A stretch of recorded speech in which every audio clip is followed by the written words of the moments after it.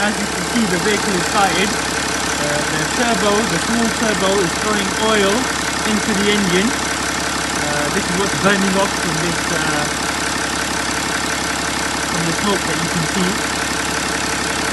As soon as you put back on the filler cap,